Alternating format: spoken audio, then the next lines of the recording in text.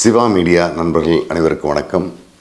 கடந்த ஒரு வாரமாகவே கொங்கு மண்டலத்தை அச்சத்தில் ஆழ்த்தி இருக்கின்ற ஒரு செய்தி என்ன பார்த்தீங்கன்னா, விவசாய நிலங்களில் தனியாக பண்ணை வீடுகளில் குடியிருக்கக்கூடிய வயதானவர்களை அடித்து கொண்டு அவங்க வீட்டில் கொள்ளையடிச்சிட்டு போயிட்டுருக்கிற இந்த கொடுமையான செயல் தான் கொங்கு மண்டலத்தில் இருக்கிற பெரும்பாலான கிராமப்புறத்தில் தனியாக வசிக்கிற முதியவர்களை அச்சத்தில் ஆழ்த்தி இருக்குது.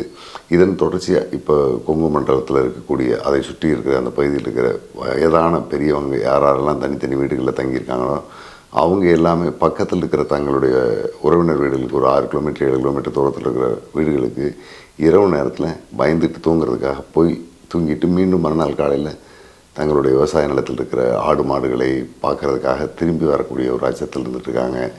இந்த அளவுக்கு அந்த மக்களை பயத்தில் ஆழ்த்தி இருக்கின்ற நிகழ்வுகள் என்ன பார்த்திங்கன்னா, அடையாளம் தெரியாத இதுவரை எந்த தொடர்பில் இந்த கொலைகள் நடக்குதுங்கிறத கண்டுபிடிக்க முடியாத ஒரு சூழலில் காவல்துறை இருந்துகிட்டு இருக்கு. இந்த சூழலில் தான் இந்த பகுதி மக்கள் எல்லாமே அச்சமான ஒரு சூழலில் வாழ்ந்துட்டு இருக்காங்க. இதை பற்றி ஒரு ஆய்வு, இந்த கொலை எப்போ தொடங்குச்சு, எது வரைக்கும் எத்தனை நடந்திருக்கு அப்படிங்கிறத பற்றி தான் பார்க்க போகிறோம்.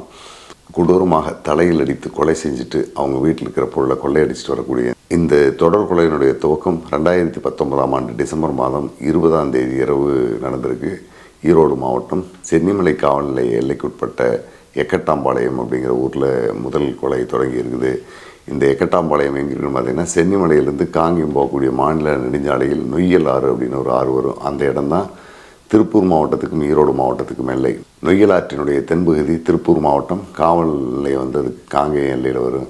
வடக்கு பகுதி ஈரோடு மாவட்டம் காவல் நிலைய எல்லை சென்னிமலை காவல் நிலைய எல்லைக்குள்ளே வரும். இந்த இடத்துல சென்னிமலை காவல் நிலையத்தினுடைய புறக்காவல் நிலையம், அதாவது வாகன தணிக்கைகளுக்கான ஒரு சோதனை சாவடி போட்டிருக்காங்க. அதுக்கு பக்கத்துலேயே வலது பக்கம் ஒரு 1 கிலோமீட்டர் தூரத்தில் இந்த எக்கட்டாம்பாளையங்கிற ஊர் இருக்குது. ஊருக்கும் இந்த சோதனை சாவடிக்கும் இடைப்பட்ட தூரத்தில் சுமார் ஒரு பர்லாங் தூரம் தான் அந்த சோதனை சாவடியிலேருந்து. அந்த தூரத்தில் தான் கோனாரி காடு அப்படின்னு ஒரு காடு இருக்குது. இந்த காட்டில் தன்னுடைய வீட்டில் வசித்து வந்தவர் துரைசாமி, வயது 62, அவருடைய மனைவி துளசிமணி, வயது 57. இவங்க 2 பேர் இருக்காங்க. இவங்களுக்கு வெங்கடாசலம் அப்படிங்கிற ஒரு பையன் இருக்கான். இது தவிர 3 பெண் குழந்தைகள். 3 பேருக்குமே திருமணம் பண்ணி கொடுத்துட்டாங்க. அதில் 2 பேர் காதல் திருமணம் செஞ்சுட்டு ஈரோடு மாவட்டத்தினுடைய பிற பகுதியில் இருக்காங்க. ஒரு மகள் தான் வீட்டுக்கு வரப்போக தொடர்பில் இருந்திருக்காங்க. இந்த சூழலில் தான் 2019 டிசம்பர் 20ஆம் தேதி அன்னைக்கு இரவு துரைசாமி கொல்லப்படுறாரு. அவருடைய வீடு பழைய காலத்தை கையோடு போட்ட ஓட்டு வீடு. வீடினுடைய அந்த சுத்துக்கட்டு வீடுன்னு சொல்லுவாங்க. அந்த மாதிரி வீட்டுக்குள்ளேயே எல்லா வசதிகளும் இருக்கிற மாதிரியான வீடு. வெளிவாசலை திறந்து வீட்டுக்குள்ளே போய் தான் கொலை நடந்திருக்குது. அந்த வெளிவாசலுக்கு எப்பவுமே ஒரு தாப்பால் மட்டும் இல்லாமல் அதுக்கு கீழே ஒரு பூட்டு போட்டு தான் படுத்திருப்பார். கொஞ்சம் வசதியான குடும்பத்தை சேர்ந்தவர். சொந்தமாக ஒரு 18 ஏக்கர் நிலம் இருக்குது. பெரும்பாலும் எல்லாமே தென்னந்தோப்பு வச்சுருக்காரு. 45 நாள்லேருந்து 70 நாளுக்குள்ளான அந்த காலகட்டத்தில் 1.5 லட்சம் ரூபாய்க்கு தேங்காய் போடக்கூடிய அளவுக்கு வசதியான குடும்பத்தில் இருந்துகிட்ருக்காரு.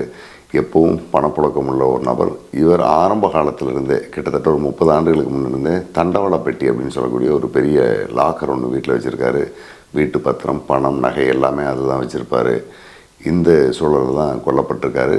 வீட்டினுடைய கதவை திறந்து அது பூட்டையும் திறந்துட்டு அவர் உள்ளே போகிற இடத்துல ஒரு தள்ளுமுள்ளு நடந்து அதன் தொடர்ச்சியாக உள்வாசலில் அவர் அடித்து கொல்லப்பட்டிருக்காரு.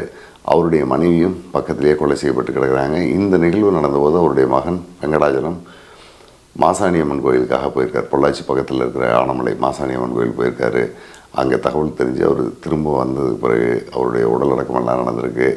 இந்த கொலை அந்த காலகட்டத்தில் முழுக்க மாறுபட்டதாக இருந்ததுனால, இந்த தொடர் கொலையினுடைய துவக்கமாக இருந்ததுனால சென்னிமலை போலீஸார் இந்த கொலையை வெளியால் செஞ்சுருக்கிறதுக்கான வாய்ப்பு இல்லை, அவங்க குடும்பத்தில் சேர்ந்தவங்க தான் செஞ்சுருக்கணும் அப்படிங்கிற ஒரு கண்ணோட்டத்தில் பார்க்குறாங்க. முதல்ல அவருடைய மகன் வெங்கடாசலத்தை தான் டார்கெட் பண்ணுறாங்க. ஏன்னா இவருக்கு சொந்தமான அந்த 18 ஏக்கர் நிலத்தில் 16 ஏக்கர் நிலத்தை இவருடைய தாத்தா பேரனுடைய பேருக்கு உயில் எழுதி வச்சுருக்காரு. அப்பா கார்டியனாக இருந்தது மட்டும்தான் பராமரிச்சிக்க முடியும். இந்த விவகாரங்களில் இந்த கொலை நடந்திருக்கும். அப்படிங்கிறனால முதல்ல மகனை டார்கெட் வச்சு நீ எங்கே போனேன், என்ன செஞ்ச, எதுக்காக கொலையை ஒத்துக்க அப்படிங்கிற மாதிரியான ஒரு இருக்குதல் கொடுத்துட்டே இருந்திருக்காங்க. அதுக்கு பிறகு அவருக்கு இதில் தொடர்பு இல்லைங்கிறது உறுதியானதுக்கு பிறகு தொடர்பு இல்லாமல் இருக்கிற 2 மகள்கிட்டையும் பேசுகிறாங்க. மகளுடைய கணவர்கள்ட்டையும் பேசுகிறாங்க.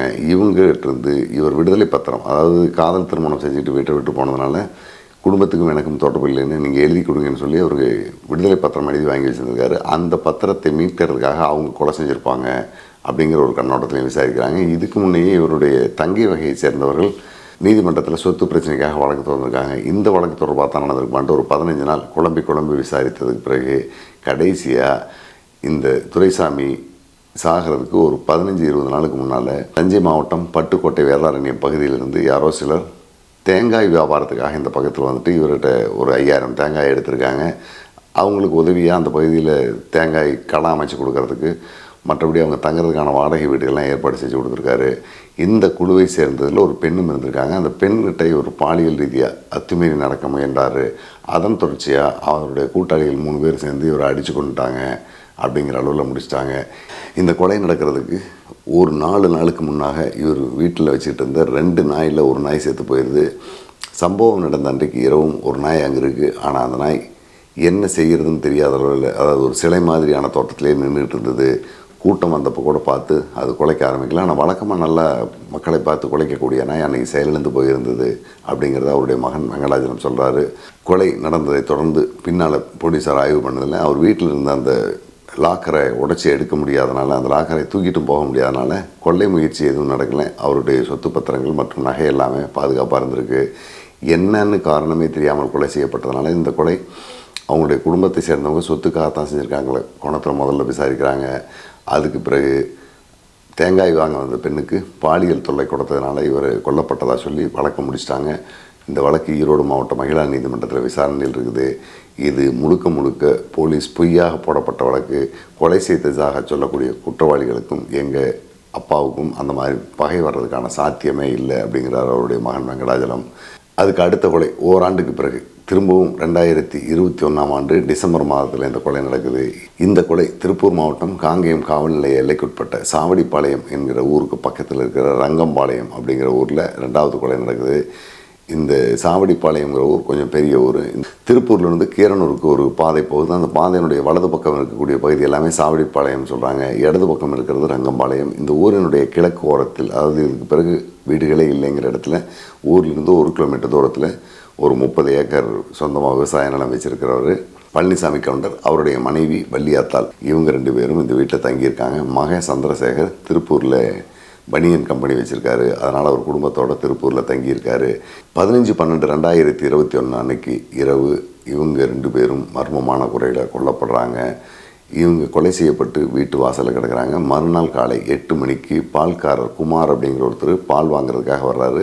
வழக்கமாகவே 5:30-6 மணிக்கு பால் கறந்து அவங்களுடைய வீட்டு தேவைக்கான பால் எடுத்துக்கிட்டு மீதி பாலை கேனோட கொண்டு வந்து வீட்டுக்கு வெளியில் இருக்கிற இரும்பு கேட் ஒன்று இருக்குது, அந்த கேட்டில் மாட்டி வச்சுட்டு போயிடுவாங்க. பால்காரர் வந்து பால் எடுத்து ஊற்றிட்டு போயிடுவார். ஆனால் அன்றைக்கி அந்த இடத்துல கேட்டில் பால் கேன் தொங்காதனால வீட்டுக்குள்ளே வர்றாரு. வீட்டுக்குள்ளே வந்து பார்க்கும்போது வீட்டு வாசலில் பழனிசாமி கவுண்டரும் அவருடைய மனைவி வள்ளியம்மாளும் கொலை செய்யப்பட்டு கிடக்கிறாங்க. தலையில் அடித்து தான் கொலை செய்யப்பட்டிருக்காங்க. ஏற்கனவே எக்கட்டாம்பாளையத்தில் நடந்த கொலை மாதிரியே இதுவும் தலையில் அடித்து கொலை செய்யப்பட்டிருக்குது. அதுக்கு பிறகு அவர் பக்கத்தில் இருந்தவர்களெல்லாம் தகவல் கொடுத்துட்டு பால் எடுக்க போயிடுறாரு. மகன் சந்திரசேகர் வந்ததுக்கப்புறம் போலீஸ் விசாரணை நடக்குது.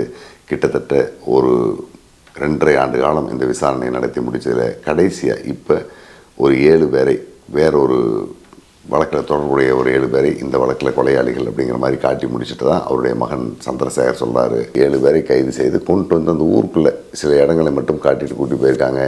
எப்படி வீட்டுக்கு வந்தீங்க, எத்தனை நாளைக்கு முன்னே வந்தீங்க, எப்படி திட்டம் போட்டீங்க அப்படிங்கிறத பற்றி எந்த தரவுகளையும் அவங்க பதிவு பண்ணதாகவும் தெரியல.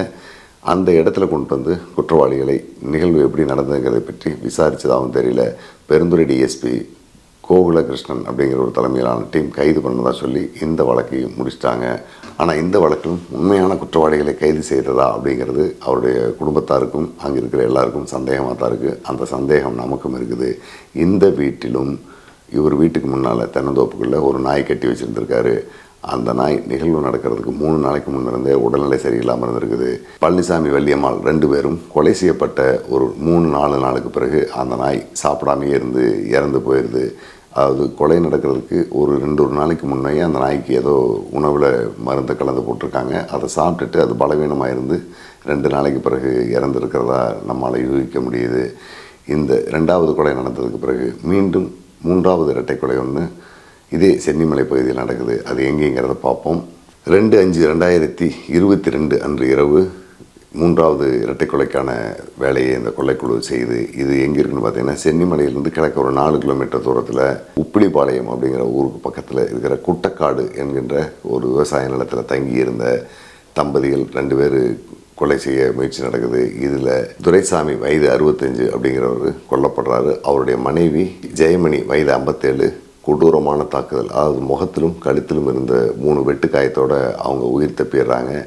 இந்த நிகழ்வும் கிட்டத்தட்ட இரவு ஒரு 8:45 9 மணி அளவில் தான் நடந்திருக்குது. முதல் 2 நிகழ்வுகளுமே கொஞ்சம் பின்னிரவு நேரத்தில் தான் நடந்திருக்கு, அதாவது 12 மணிக்கு பிறகு தான் நடந்திருக்கு. இந்த நிகழ்வு கிட்டத்தட்ட 8:45 மணிக்கு நடக்குது. இதில் மோசமான காயம்பட்டிருந்த துரைசாமி இறந்து போயிடுறாரு. அவருடைய மனைவி ஜெயமணி இன்னும் உயிரோடு தான் இருக்காங்க. கிட்டத்தட்ட ஒரு 1.5 ஆண்டு காலம் சிகிச்சைக்கு பிறகு அவங்க இப்போ தப்பிச்சு மீண்டும் அந்த வீட்டில் தான் வாழ்ந்துட்டுருக்காங்க. என்ன நடந்துங்கிறத பற்றி நம்ம அவங்கள்ட்ட கேட்கும்போது, காலையிலேருந்து தென்னந்தோப்பில் தேங்காய் போட்டுக்கிட்டு இருந்தோம். சாயங்காலம் 6 மணிக்கு பிறகு அவங்க போனதுக்கு பிறகு காய்களையெல்லாம் ஒரு இடத்துல பொறுக்கி போட்டுட்டு தண்ணி காய வச்சு குடிச்சிட்டு சாப்பாடெல்லாம் செஞ்சு வச்சுட்டு சாப்பிடலாம் அப்படின்னு நாங்கள் நினைக்கிறதுக்கு முன்னாலேயே உடல் அசதியில் ஒரு 8:30 மணி இருக்கும். வீட்டு வாசலில் கட்டில் தூக்கி போட்டு எங்கள் வீட்டுக்காரர் படுத்துட்டாரு. நானும் பக்கத்தில் இன்னொரு கட்டில் போட்டு படுத்துக்கிட்டு இருந்தேன். கொஞ்ச நேரம் கண்ணசந்து தூங்கியிருப்போம். அதிகபட்சம் ஒரு 1 மணி நேரம் இருக்கலாம். அதுக்குள்ளேயே இந்த நிகழ்வு நடந்திருக்குது. என்ன நடந்துச்சு, என்ன சத்தம் கேட்டுது அப்படிங்கிறதெல்லாம் எனக்கு தெரியல. பக்கத்தில் நாய் கட்டி இருந்தது. நாயும் குலைச்ச மாதிரி சத்தம் எதுவும் கேட்கல. நாய் குலைச்சிருந்தா நாங்கள் எந்திரிச்சு பார்த்துருப்போம். நாய் எதுவும் குலைக்கல. என்னை வெட்டி இருக்கிறாங்க. 3 வெட்டு விழுந்திருக்குது. வெட்டு விழுந்தோடனே எனக்கு நினைவு போயிட்டுது. அதுக்கப்புறம் ஒரு 10-15 நாள் கழித்து ஆஸ்பத்திரியில் இருக்கும்போது தான் எனக்கு நினைவு திரும்பிச்சு. அதுதான் எனக்கு தெரியுது யார் வந்தாங்க, எத்தனை பேர் வந்தாங்க, எப்படி வந்தாங்க அப்படிங்கிறதெல்லாம் எனக்கு எதுவுமே தெரியல தம்பி அப்படிங்கிறாங்க. அப்புறம் அப்போ கண்ணு தண்ணி சலுப்பாக இருக்குது, தேங்காய் கொண்டாந்து கொட்டி இருக்கிற சலுப்பாக இருக்குது. நான் வச்சிருவா அம்மாட்ட கொடுக்குறேன் தான் அப்படின்னு சொல்லி எங்கிட்ட கொண்டாந்து கொடுத்தாங்க. இந்தாங்க கீதா பேசுகிறேன் தான் அப்படின்னாங்க. ஒரு நாள் பேசிட்டு வச்சுருவாங்க. அவையில் பேசுனீங்களா அப்படின்னு கேட்டோம்னா புள்ள வாங்கி பேசுனாங்களா அப்படின்பே. ஒரு நாள் பொழுதோட கேட்டுக்குவேன். பயமுறையில் பேச்சா அப்படின்பே. அதை அவிதான் சொல்லி பேசுவாங்க. நான் செல்லெல்லாம் வச்சுருக்க மாட்டேன். புத்தகம் எனக்கு வாங்கி கொடுத்தாங்க, நான் வச்சுருக்க மாட்டேன். அதெல்லாம் புத்தகம் கீதா பேசுனா அப்படியே பேசிட்டே அப்படின்னாங்க. அப்புறம் தான் எனக்கு சலுப்பாக இருக்குது, படுக்கிறேன், எனக்கு புசுமாட்டம் இருக்குது, உங்கள் உள்ள காத்தடி போட்டான்னு காட்டில் கொண்டு வருங்க அவத்தி போட்டாங்க. நான் மறுபடியும் ஒரு கட்டை இவத்தி கிழித்து வச்சுருந்து இவத்தி போட்டேன். டிவியாக போகிறவியோ டிவி வந்தாலே பார்க்கல படுத்துக்கிட்டாங்க.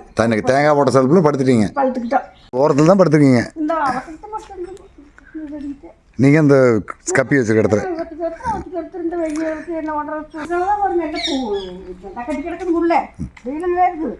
அப்புறம் எல்லாம் நீக்கிறதுக்கெல்லாம் பொட்டியாக போலையா எங்கள் பையனு வீட்டுக்குள்ள இருந்தது. பையனுக்கு ஒரு 7 பவுன் சங்கு, இப்போ பேரனுக்கு சங்கிலி 2 பவுன், கை போடுறது கல்யாணத்துக்கு பிறந்தவங்க 2 பேரும் போட்டது கல் போட்ட 1.5 பவுனுக்கு பெரியவன். அது எல்லாம் எடுத்து போயிட்டேன். அவனுக்கு ஒரு 7 பவுன் இருக்குது பையனுக்கு. எங்களுக்கு 11 பவுன் சங்கிலி. நான் ஒத்த சங்கிலி ஒன்று வச்சுருந்தேன். அப்போத்தான் பேத்தி திரட்டி பண்ணுறது உட்பட்டு எனக்கு எப்போ பண்ணாங்க. அப்புறம் நவையை எல்லாம் விற்று காடுங்க இது பிடிச்சோம், பை போட்டோம், இல்லை செலவு வீடி போட்டேன். இது கரும்பணம் இருக்கும் பண்டிகை அவங்க அம்மாவுக்கு மஞ்சந்துரு. இவங்க வீட்லேயும் வழக்கமாக கொஞ்சம் பணமும் ஓரளவுக்கு நகையும் இருந்திருக்கு. நிகழ்வு நடந்த அன்னைக்கு இவங்க வீட்டில் 25 பவுன் நகை இருந்திருக்கு. அந்த நகைகளை கொள்ளையர்கள் கொள்ளையடிச்சிட்றாங்க. பணம் கிட்டத்தட்ட ஒரு 90,000 ரூபா இருந்திருக்குது. அந்த பணமும் கொள்ளை போயிடுது. இதில் அந்த அம்மா கழுத்தில் போட்டிருந்த தங்கச்சங்கிலி, கையில் இருந்த வளையல் எல்லாத்தையும் கழட்டிடுறாங்க. காதில் இருந்த தோடுகளை மட்டும் 2 தோட்டையுமே அந்த கொள்ளைக்காரங்க விட்டுறாங்க.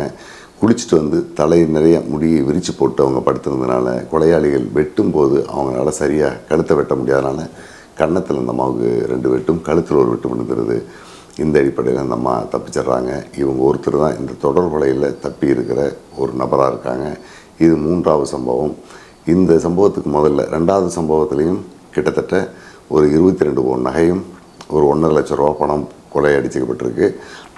இந்த நிகழ்வு நடந்து முடிஞ்சதும் மீண்டும் ஒரு நிகழ்வு நடக்குது. அது இந்த இடத்துலேருந்து, அதாவது குட்டக்காட்டு தோட்டங்கிற இந்த இடத்துலேருந்து கிட்டத்தட்ட 1 கிலோமீட்டர் தூரத்துலேயே 4வது இரட்டை கொலை நடந்து முடிக்குது. அது எந்த இடங்கிறத நம்ம பார்ப்போம்.